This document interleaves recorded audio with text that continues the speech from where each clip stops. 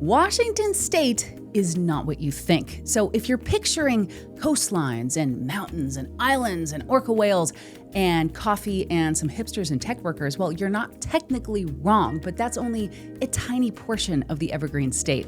Washington, as it turns out, is not just one state, not really.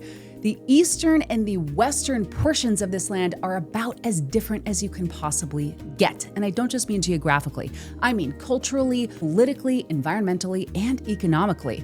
Washington is actually very much more like two completely different states operating under one government, divided by one extremely influential geographic feature, the Cascade Mountain Range. And if you don't understand the fundamental differences between Eastern Washington and Western Washington before you start house hunting, you can end up in a place that technically fits your budget, but feels completely wrong in real life. Well, I'm real estate broker Leah Courage, and I have seen how shocked people can be by how vastly different the east and the west sides of this beautiful state actually are. So because of that, in this video, we're slowing way down. We are going to break it apart clearly, honestly, and with real data so that you can actually understand where you might fit before you make a very expensive decision. This conversation matters before you look at listings because price, commute, and square footage don't matter much if you end up in the wrong version of Washington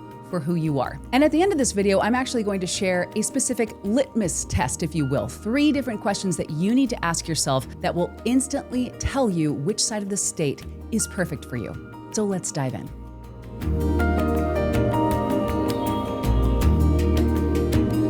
So like I said earlier, the dividing line between these two Washington states is the Cascade Mountain Range. This isn't just a pretty backdrop. It's actually a physical wall that runs north-south through the state, and it creates what the scientists call a rain shadow. That single geographic feature is responsible for the massive differences in climate, vegetation, population, distribution, economy, and culture that we see between the East and the West. Roughly 75% of Washington's population actually lives west of the Cascades, mostly along the I-5 corridor that you see me talk about in my other videos. That would be Seattle, Tacoma, Everett, Olympia, Bellingham, etc. Eastern Washington, on the other hand, makes up most of the land mass, believe it or not, about 2/3 of the state, but it actually holds a much smaller portion of the population. That imbalance drives absolutely everything. It drives housing prices, it drives political tension, it drives access to healthcare, and it is the foundation for understanding why these two sides of the state feel so different.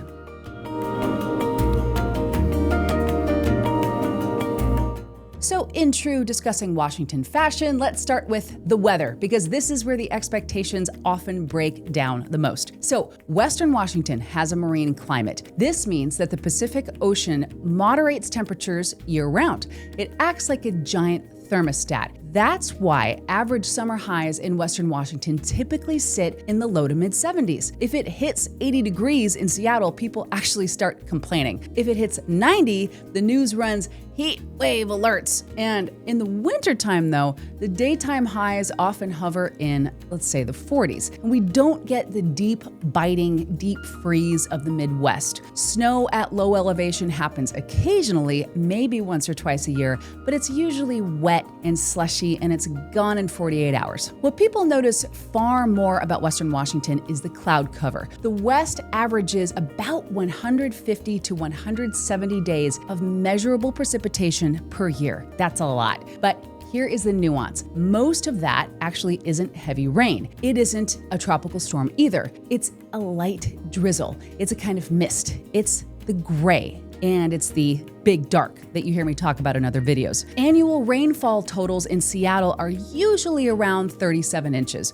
Believe it or not, that's actually less rain than New York or Boston or Miami, but the difference is that in Miami, it rains really hard for an hour and then the sun comes out. But in Seattle, unfortunately, it drizzles for weeks and you forget what the sun looks like. Here's why the rain matters from another perspective. That moisture that we have on the west side actually keeps everything green year-round. We are called the evergreen state for a very real reason. The trees stay full, moss grows on your roof, Moss grows on your sidewalk, moss grows on your car if you leave it parked for too long, moss grows everywhere. The landscape feels alive, even in the winter. And then summer hits. Summers in Western Washington are, in my humble opinion, the best kept secret in North America. They are dry. They are mild. There is almost zero humidity. And because we are so far north, the daylight actually stretches close to 10 o'clock at night in June and July. People boat after work. They hike after dinner. They live outside in the summer. This is why people stay. This is why we put up with the gray. You pay for those summers with 8 months of clouds, and you need to be honest with yourself about how that affects your mood and your energy. Seasonal affective disorder is very real here. Now, let's cross the mountains into eastern Washington because the east side is an entirely different climate system as it sits in that rain shadow that I mentioned. Once weather systems actually come off the ocean, they hit the Olympic Mountains and then they hit the Cascades after that. They drop all of their moisture to get over the peaks, and by the time the air crosses Snoqualmie Pass and drops down into Ellensburg or into Yakima, it is bone dry. Eastern Washington is a semi-arid desert, if you can believe it. Many eastern Washington areas receive between 7 and 15 inches of rain per year. Compare that to the 37 in Seattle. That's a huge difference. Cities like Spokane average over 260 annual days a year that are sunny. Compare that to Seattle's 150. So if you need solar power to function as a human being, Eastern Washington is going to feel much, much better to you. But the trade-off, of course, is the extremes. The summers are hot, and I mean properly hot. Highs regularly hit the 90s, and in the Tri-Cities, which is the Richland, Kennewick, and Pasco area, you will see triple-digit days very frequently in July and August. You actually do need air conditioning here. In Western Washington, many older homes don't even have AC. In Eastern Washington, it's a survival requirement. Winters are real winters. You get snow that sticks for weeks or months. You get ice. You get temperatures that drop into the teens or even the single digits. So the trade-off is very simple. Western Washington is mild and it's pretty gray for a lot of the year. Eastern Washington is sunny, but it's extreme. That difference shapes the daily life between both places a lot more than people expect, which brings us to the environment. Western Washington is water-oriented and forest-oriented. The Puget Sound alone has more than 2,500 miles of shoreline. That is more shoreline than the coastlines of California, Oregon, and Washington combined. Water is woven into everyday life. Ferries aren't a novelty here. Oftentimes they are actually a part of the highway system. People commute to work on a boat in a lot of cases. You have lakes and bays and islands that shape how neighborhoods in different areas feel in Western Washington. And because of the density of the forests, the views feel very intimate. You look out and you see layers of green, layers of mountains, and water, and it feels cozy. Sometimes it even feels enclosed. Eastern Washington, by contrast, is very land-oriented, as you can imagine. The beauty there is expansive. It's big sky country, if you will.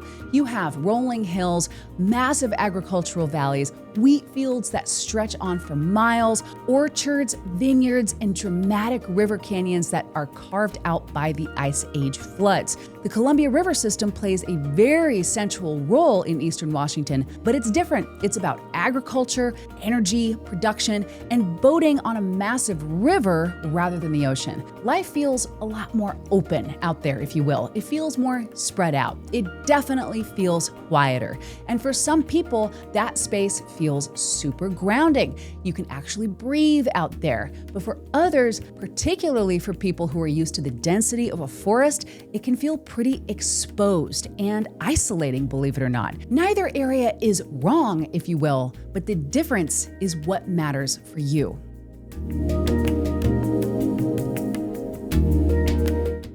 All right, now that you understand how these places feel, let's talk about where people actually live, because Western and Eastern Washington have very different populations and very different economic hubs. Western Washington has high wages, diverse food, endless entertainment as well, but it also creates a lot of pressure. Traffic, super high cost of living, and a frantic pace of life, among others. Moving south, you hit Tacoma. Tacoma is often called the city of destiny, but I like to think of it as Seattle's maybe a little bit grittier, more grounded cousin, if you will. So Tacoma feels a lot more blue collar. It has deeper local roots. It feels less transient than Seattle. Seattle operates like a big global city. It's fast-paced, it's career-driven, and Tacoma actually feels like a city still, but a community where people actually know their neighbors. And then you have Olympia, the state capital. Olympia is completely unique. It's smaller,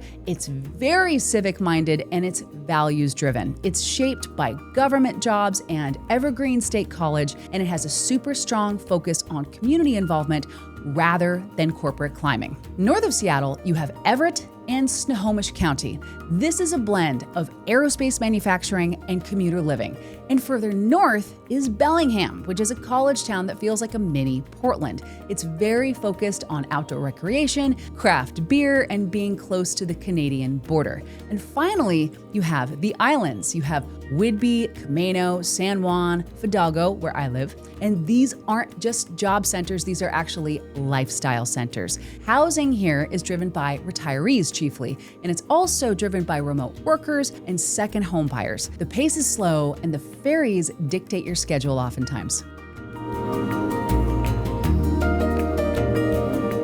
Now let's jump over the mountains to Eastern Washington. So the hubs there function very differently. So Spokane is the capital of the Inland Empire, as we like to call it. It has a metro population of roughly 600,000. It acts as the medical, educational, and commercial center for all of Eastern Washington and North Idaho, and even sometimes Western Montana, believe it or not. Spokane feels like a mid-sized Midwestern city. It has beautiful old brick buildings, a river running right through downtown, and distinct neighborhoods. It also feels established, but not overwhelmed. And then you have the Tri-Cities, which are Kennewick, Pasco, and Richland. And this is one of the fastest growing regions in the entire state. It's driven by science and energy. You have the Hanford site, you have the Pacific Northwest National Laboratory, and a massive agricultural base here. The vibe is very suburban, it's very family oriented, and it's very hot in the summer. And then you have Yakima and Wenatchee, which are agricultural powerhouses, not just for the state, but for the country too. These cities actually feed the world. Washington produces 60% of the nation's apples, and most of them come from these valleys. Life there revolves, as you can imagine, around the harvest season.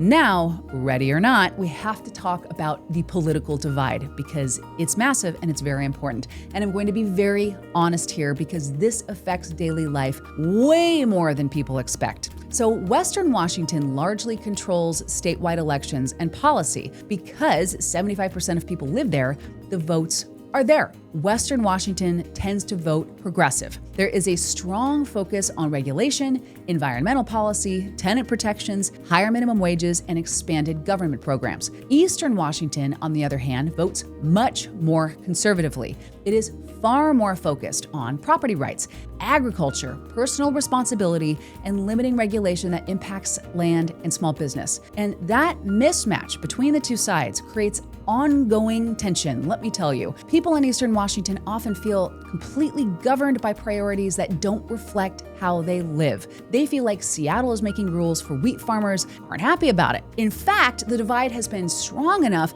that parts of Eastern Washington have openly discussed, and in some cases formally voted on, the idea of separation from Washington state to form a new state called Liberty or joining Idaho. Now, will that actually happen? Probably not. Who knows? But the fact that they're voting on it tells you just how deep and structural the political differences between the two sides really are. If you're a very conservative person moving to Capitol Hill in Seattle, you are going to feel like a fish out of water. If you're a very liberal person moving to rural Stevens County, you're probably going to feel exactly the same. So you need to know your tribe before you make a move. Now, let's pause briefly because if this breakdown is helping you think more clearly about Washington, make sure to to like this video, subscribe to our channel, and turn on notifications because we make long-form videos just like this because clarity matters before you make big decisions.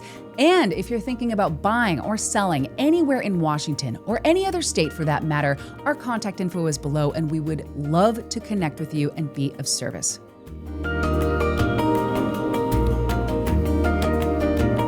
Now let's talk about my favorite subject, housing, because this is where most decisions actually become real. So Western Washington is more expensive, as you can imagine, and that isn't random.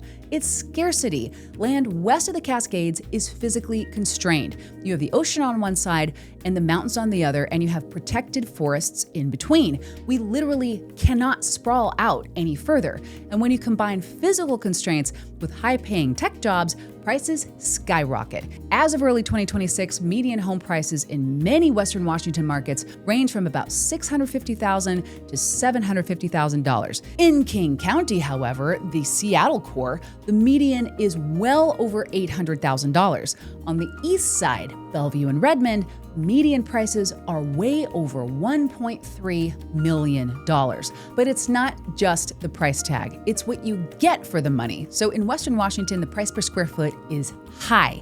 You're often paying $600 or $700 per square foot. Homes are smaller. Lots are smaller. You're paying here for proximity to jobs and infrastructure and amenities rather than space. You're paying for the privilege of not commuting 2 hours to get to work. Eastern Washington, on the other hand, is generally more affordable.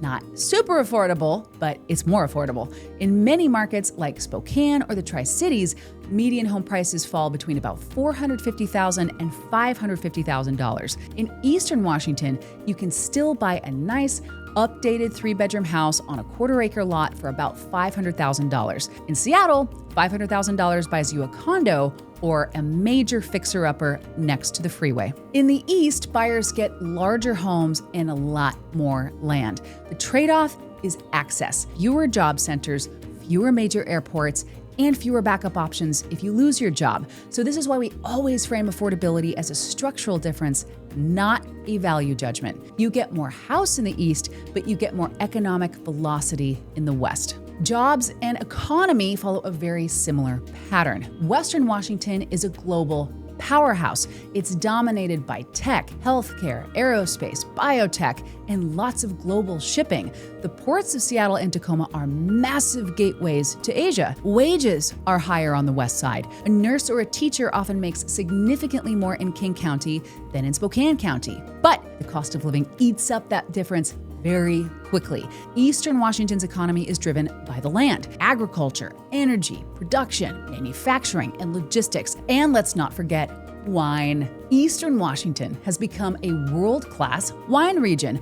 Walla Walla and Red Mountain are producing some of the best wines in the world, and that has created a booming tourism economy out there. Healthcare access is also another difference that people don't think about until it really matters. So Western Washington has a dense concentration of major hospital systems. You have Harborview, the only level 1 trauma center for 4 states. You have Fred Hutch for cancer research. You have Seattle Children's. If you have a complex medical condition, being near the I-5 corridor is a massive advantage. Eastern Washington has very strong regional healthcare, especially in Spokane, but if you live in a rural county like Ferry County or Okanagan County, specialized care often requires a lot of travel. It can mean driving 2 or even 3 hours over a mountain pass to see a specialist. And for retirees, this is a major consideration, let me tell you. Transportation is another huge differentiator. In Western Washington, we measure distance in minutes and not in miles. It's 5 miles away means absolutely nothing here. It could take 10 minutes or it could take 45 minutes. Average commute times in the Seattle metro area hover around 30 minutes,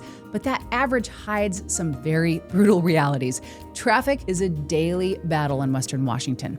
However, the West has public transit. We have the light rail, and that system is actually expanding rapidly. We have an extensive bus system. We have the ferries, and you can actually live here without a car if you're in the city. Eastern Washington, on the other hand, is car dependent. You need a car, but traffic is rarely an issue. In Spokane, Traffic means you had to wait through 2 cycles at a stoplight. You can get almost anywhere out there in about 20 minutes. However, you also have to deal with the mountain passes. To get from the east to the west, you have to cross the Cascades. And in the summer, it's a stunning drive. In the winter, though, Snoqualmie Pass and Stevens Pass can be absolutely treacherous. They close for avalanche control. They require chains, and there are often accidents. But for example, if you live in Ellensburg, but you need to get to Seattle for a flight and the pass closes, you are stuck. That physical barrier is very real. So who are the people moving to these different sides? Well, we see a very specific pattern. Young professionals and tech workers and people who crave cultural density tend to flock to Western Washington. They want the food scene and the concerts and the proximity to the airport, and they're also looking for the higher wages. They tolerate the rain and the traffic to get the lifestyle. Families looking for affordability and also retirees that are looking to cash out often flock to Eastern Washington. We see a lot of people sell a small house in Seattle, for example, for say $900,000. They move to Spokane, buy a mansion for $600,000 and put $300,000 in the bank for retirement. But here is the warning that I give everyone. Don't just move for the house. Please move for the life you're going to have. I have seen people move to the eastern side for the cheap house, but then they hate the heat and they miss the ocean and they end up miserable in a giant house. I've also seen people move to Western Washington for the high wages, but they hate the traffic and they hate the gloomy weather and they end up miserable, but with a larger paycheck. So here is the litmus test that I promised you. Ask yourself these 3 questions. Number 1, how do you handle gray days? If 3 weeks of no sun makes you want to crawl in a hole, do not move to Western Washington, period. I don't care how much you like the coffee here, and the coffee is pretty good. The gray is very real. Question number 2, how much do you value space versus amenities? If you would rather have an acre of land and drive 20 minutes to the grocery store, go east. If, however, you would rather walk to a Thai restaurant but share a wall with your neighbor, go to the west. Question number 3, what is your political and cultural comfort zone? If you want a progressive, fast-paced, regulated environment, go west. If you want a conservative, slower paced, live and let live kind of environment, go east. There is no better, quote unquote. There's only what fits you. Washington is unique because we offer 2 completely different versions of the American dream, but within the same borders. You can have the misty, twilight style forest life, or you can have the sunny, big sky ranch life. There is no better. There is just what's better for you. Thank you so much for watching. And if you enjoyed this information, please be sure to like this video, subscribe to our channel, and turn on notifications so that you never miss a new video about life in Washington State. And if you're planning on buying or selling real estate anywhere in Washington or beyond, we want to connect with you. We have partners all over the United States, and our contact information is below. We would truly be honored to help you make your next move with confidence. Thank you so much again for watching. Keep exploring, and we'll see you in the next video.